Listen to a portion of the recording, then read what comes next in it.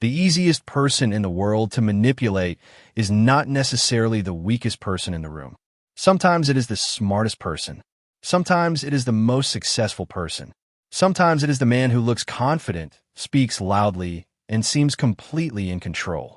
Because manipulation does not always attack your intelligence. It attacks your emotional needs. It finds the thing you desperately want, the thing you're afraid to lose, the opinion you desperately want someone to have of you, and then it uses that weakness to influence your decisions. A person can be extremely intelligent and still be manipulated because they are afraid of rejection. A successful man can be controlled because he needs admiration. A confident man can be controlled because he cannot tolerate being disrespected. A disciplined man can be controlled because he is terrified of failure.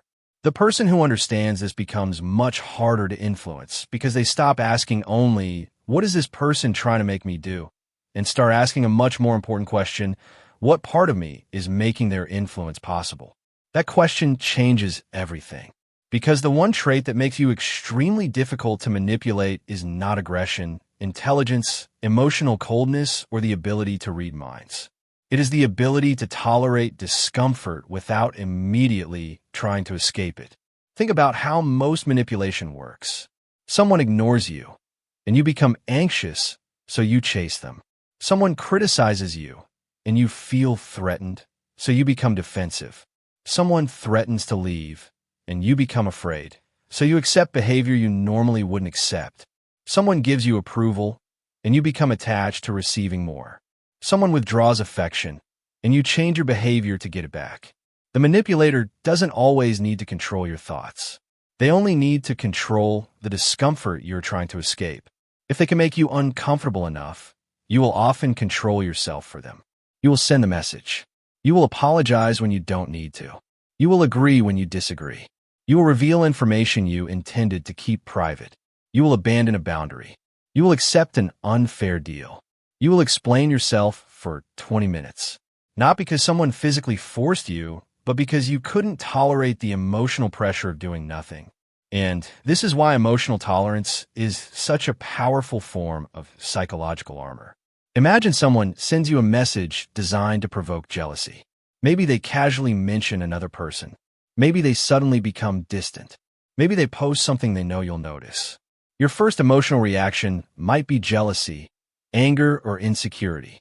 That's normal.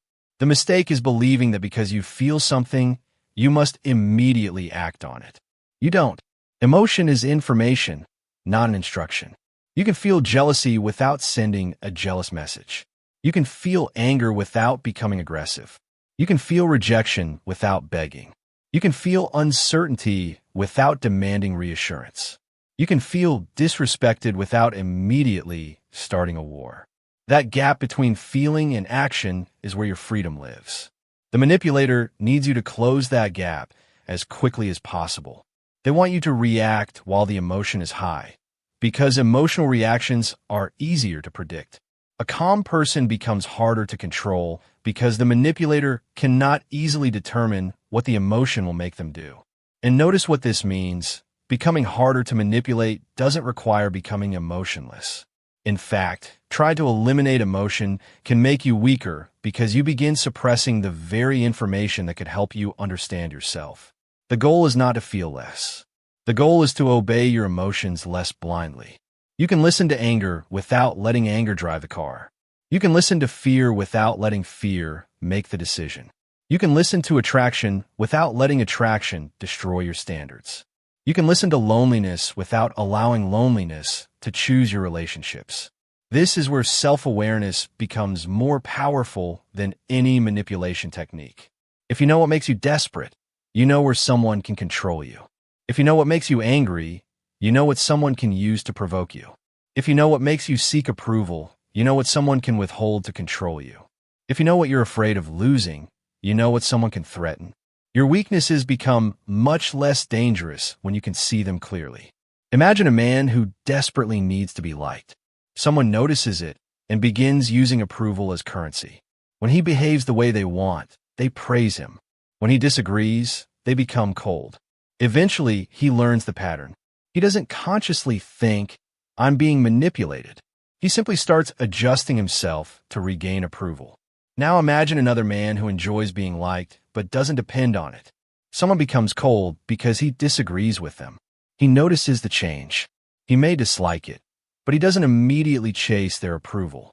He thinks, they're allowed to disagree with me.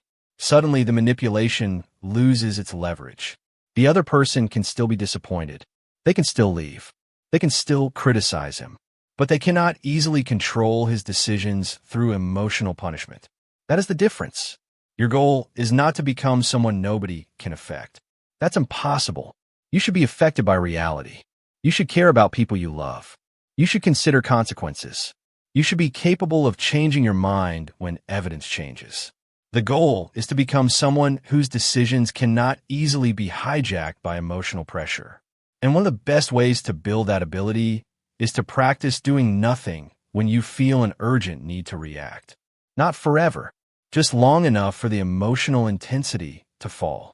When you're angry, don't send the message immediately. When you're hurt, don't make the permanent decision immediately. When someone provokes you, don't give them the reaction they are clearly trying to extract. When you receive an offer that feels exciting but suspiciously urgent, don't let urgency replace analysis. When someone says, if you don't decide right now, you'll lose the opportunity, pause. Pressure often creates artificial urgency because urgency reduces thinking. A person who can tolerate the possibility of losing an opportunity becomes harder to manipulate than a person who is terrified of missing out. And this principle applies everywhere. Salespeople use urgency. Toxic partners use withdrawal. Insecure people use guilt. Controlling friends use social pressure. Manipulative coworkers use fear of consequences. None of these tactics are automatically proof that someone is malicious. Sometimes people apply pressure because they are emotional themselves. But you don't need to diagnose their intentions before protecting your decision-making. You simply need to notice when someone is trying to make you uncomfortable enough that you abandon your normal standards. That's the signal. And once you recognize it, slow down. Ask yourself, would I make the same decision if I felt completely calm? If the answer is no, wait. That single question can prevent enormous mistakes. Because manipulation often works by creating an emotional environment where the decision feels urgent, personal, and irreversible. Your job is to create distance between the emotion and the decision. Another powerful question is, what happens if I say no? If the answer is, they'll be angry, that's not necessarily a reason to say yes. If the answer is, they might leave, that's not necessarily a reason to accept. If the answer is, they might think I'm selfish, that's not necessarily a reason to sacrifice your boundary. You need to become comfortable with the possibility that someone may react negatively when you make a healthy decision for yourself. This is one of the hardest forms of emotional maturity, because many people don't actually fear making the wrong decision. They fear someone else's reaction to the right decision. They know they should say no, but they're afraid of disappointing someone. They know they should leave, but they're afraid of being called selfish. They know they should stop chasing, but they're afraid of being forgotten. They know they should demand better treatment, but they're afraid the relationship will end. So they choose temporary emotional comfort over long-term self-respect. And that is exactly where manipulation becomes powerful. If someone knows you will sacrifice your standards to avoid discomfort, they don't need to force you. They only need to create enough discomfort. This is why one of the strongest things you could develop is the ability to disappoint people without immediately trying to repair their feelings. You can say no and allow someone to be disappointed. You can disagree and allow someone to be frustrated. You can walk away and allow someone to misunderstand you. You can stop participating in a toxic pattern and allow the other person to call you cold. You don't have to correct every negative perception. You don't have to make everyone comfortable with your boundaries. A boundary that requires everyone to approve of it isn't a boundary. It's a request. And if you want to become difficult to manipulate, you need to stop treating other people's discomfort as proof that you've done something wrong.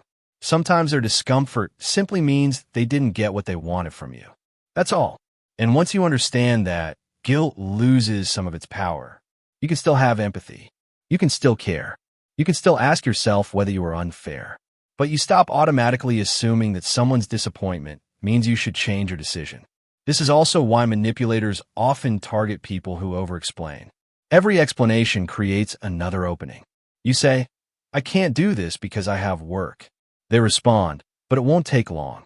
You explain further, "I really need to finish this." They say, "You're always working." You explain again, "It's not that I don't want to spend time with you." Now you've moved from communicating a decision to defending your right to have one. The more you explain, the more material someone has to negotiate. Sometimes the strongest response is simply, "I can't." You don't need to be rude. You don't need to become cold. You just need to stop turning every boundary into a debate. And if someone continues pushing, that gives you information. Healthy people may be disappointed, but they can hear no. Controlling people often treat your no as the beginning of negotiation. That's when you should pay attention. If someone repeatedly ignores your answer, changes the subject, uses guilt, threatens withdrawal, insults you, or creates urgency until you surrender, the problem isn't that you haven't explained yourself clearly enough.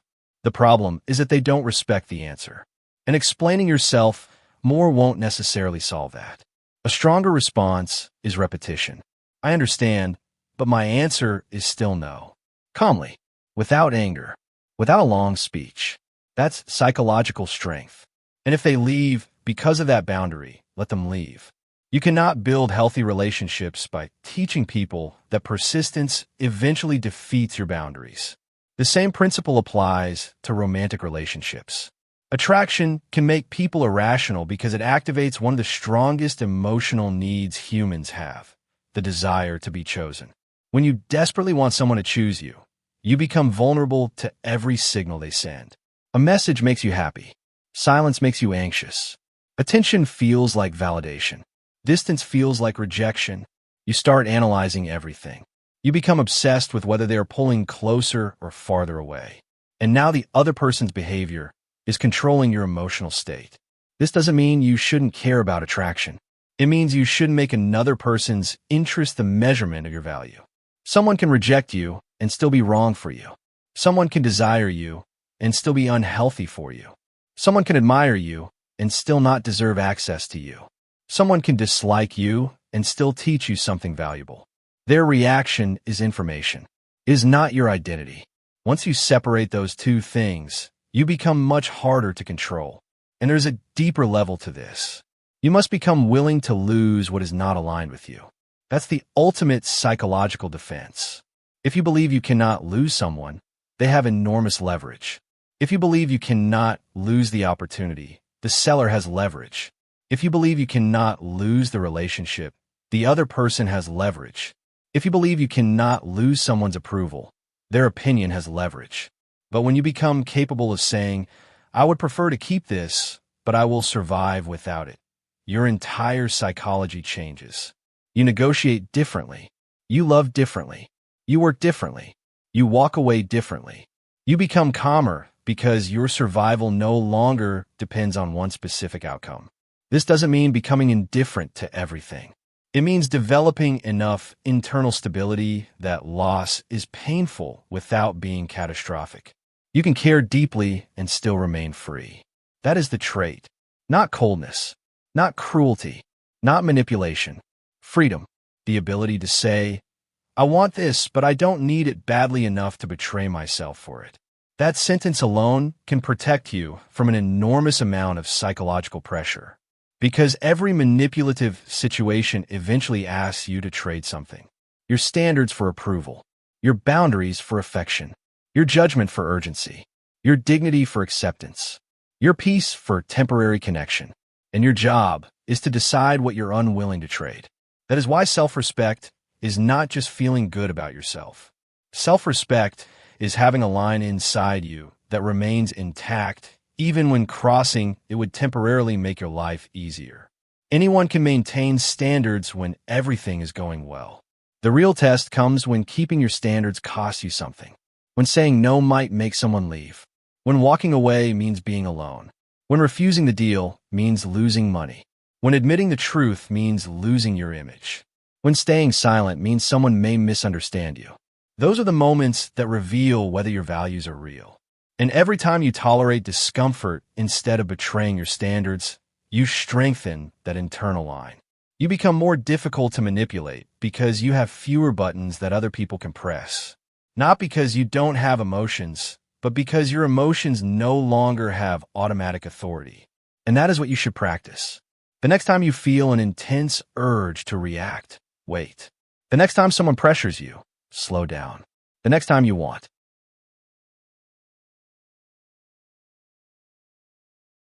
approval, ask whether you actually need it. The next time someone threatens to leave, ask whether keeping them requires you to abandon yourself. The next time someone makes you feel guilty for having a boundary, ask whether the guilt comes from doing something wrong or simply from disappointing someone. These questions create distance. Distance creates clarity. Clarity creates choice. And choice is the foundation of psychological freedom. If you want to take this mindset deeper, that's what Dark Mind Protocol is built around. The complete protocol and additional resources focus on emotional control, strategic communication, psychological awareness, boundaries, self-respect, and understanding the dynamics that make people vulnerable to pressure. The link is available in the description and pinned comment. But the most important lesson is something you can begin practicing immediately. Stop trying to become impossible to manipulate by learning how to manipulate other people.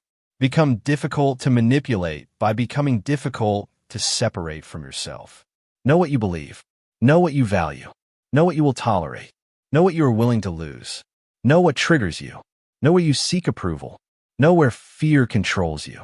Then practice sitting with those feelings without immediately acting on them. Because eventually something changes. Someone can become angry and you remain calm. Someone can withdraw and you don't chase. Someone can criticize you and you evaluate the criticism instead of collapsing. Someone can offer you approval and you appreciate it without becoming dependent on it. Someone can threaten to leave and you can honestly say, I don't want you to leave, but I won't destroy myself to make you stay. That is strength. Not because you stop caring, but because caring no longer means surrendering control of yourself. And once you reach that point, people may still influence you. They may still hurt you. They may still surprise you. You are human, but they will have a much harder time steering you through your emotions. You will pause. You will observe. You will think. You will choose. And that sequence is what separates reaction from power. Remember this. The person who controls your emotional urgency controls your decisions. So protect the space between the feeling and the response. Someone can make you angry without making you act angry. Someone can make you afraid without making you surrender. Someone can make you feel rejected without making you chase.